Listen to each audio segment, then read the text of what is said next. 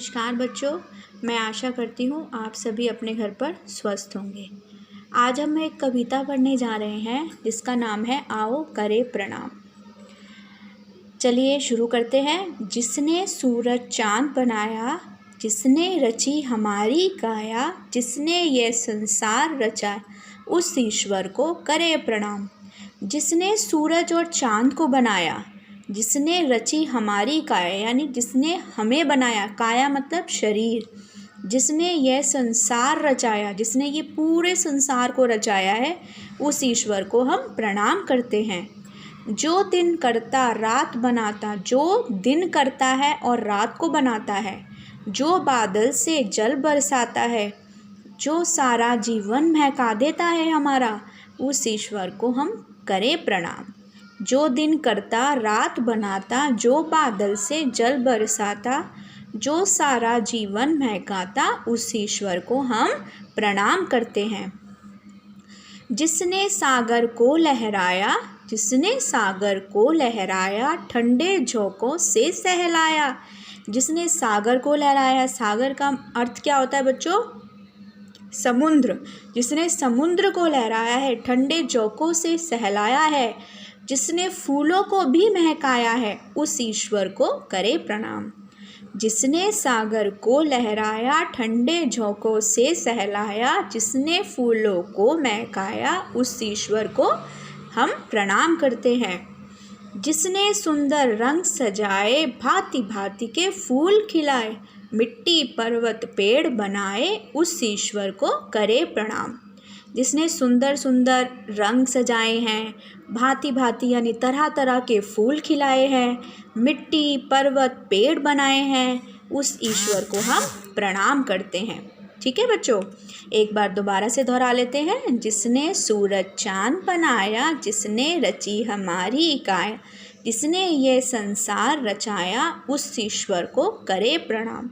जो दिन करता रात बनाता, जो बादल से जल बरसाता, जो सारा जीवन महकाता, उस ईश्वर को करे प्रणाम। जिसने सागर को लहराया, ठंडे झोंकों से सहला, जिसने फूलों को महकाया, उस ईश्वर को करे प्रणाम। जिसने सुंदर रंग सजाए, भांति भांति के फूल खिलाए, मिट्टी पर्वत पेड़ बनाए, उस ईश्वर को करे प्रणाम। ठीक है बच्चों, अब हम इसी कविता से कुछ कठिन शब्द लेते हैं। ये बच्चों कुछ कठिन शब्द हैं आपके लिए। पहला है सूरज, सूरज, स पे कौन सी मात्रा है बच्चों? बड़े ऊ की, सूरज। चांद, कौन सी मात्रा है बच्चों? आ की और चांद बिंदु, चांद। संसार, ये अंग की मात्रा होती है बच्चों, संसार। ईश्वर, ये क्या लिखा है बच्चों? ईश्वर। प्रणाम, प्रणाम। जीवन, जीवन। महकाया, महकाया। सुंदर, सुंदर। मिट्टी, मिट्टी। बच्चों ये आप देख रहे हैं ये कौन सा निशान है? ये आधा ट होता है, इसलिए हम ये निशान नीचे लगाते हैं, मिट्टी। भांति भांति, क्या बोलेंगे इसको? भांति भांति। ये है पर्वत, क्या है बच्चों? पर्वत। अगला देखते हैं, पेड़, क्या लिखा है बच्चों? पेड़। आगे लिखा है सहलाया, क्या लिखा है? सहलाया। उससे अगला देखते हैं, काया, क्या है? काया। दोबारा से दोहरा लेते हैं एक बार। सूरज, चांद, संसार, ईश्वर, प्रणाम, जीवन, महकाया, सुंदर, मिट्टी, भांति भांति, पर्वत, पेड़, सहलाया और काया। ये कठिन शब्द हमने इस कविता में से लिए हैं। ठीक है बच्चों, आगे बढ़ते हैं। कुछ शब्द जान लेते हैं, कुछ शब्दों के अर्थ जान लेते हैं कि उनका अर्थ क्या होता है। काया, हमने इस कविता में एक शब्द पढ़ा था काया, जिसका अर्थ होता है शरीर। जिसका अर्थ क्या होता है? शरीर।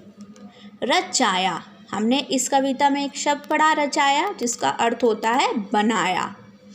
फिर हमने पढ़ा प्रणाम, मतलब अर्थ क्या है इसका, नमस्कार। सागर अर्थ समुद्र। सहलाया प्यार से हाथ फेरा या हाथ फेरना। भांति भांति यानी तरह तरह के, क्या अर्थ होगा इसका, तरह तरह के। महकाया अर्थ सुगंधित बनाना है। सुगंधित मतलब खुशबूदार बना देना, महका देना उसे। महकाया सुगंधित बनाया। बच्चों, आपका कार्य यही है कि आप इन शब्दार्थ को याद करें और कठिन शब्द को याद करें और बार बार कविता को दोहराएं ताकि आपको कठिन शब्द और शब्दार्थ याद करने में आसानी हो। एक और पत्रक है मैं आपके लिए मेरे पास। पहला प्रश्न है, सूरज और चांद किसने बनाया। आपने यहाँ उत्तर लिखना है कि सूरज और चांद को किसने बनाया है। कौन जल बरसाता है, आपको पता है कौन जल बरसाता है, तो आपने लिखना है यहाँ पर। इसलिए बार बार कविता को दोहराएं और इन प्रश्नों के उत्तर दें। आगे बढ़ते हैं। एक लय वाले शब्द लिखने हैं। बच्चों, आप जानते हैं एक लय वाले शब्द लिखने हैं आपको यहाँ पर। सागर, सागर इससे मिलता जुलता यानी कि एक लय वाला। सागर गागर। काया बनाया, एक ही लय आ रही ना बच्चों, काया बनाया। लहराया, लहराया सहलाया। खिलाए पिलाए, चादर अनादर। मैं आशा करती हूँ बच्चों आपको ये कविता अच्छी लगी होगी। धन्यवाद।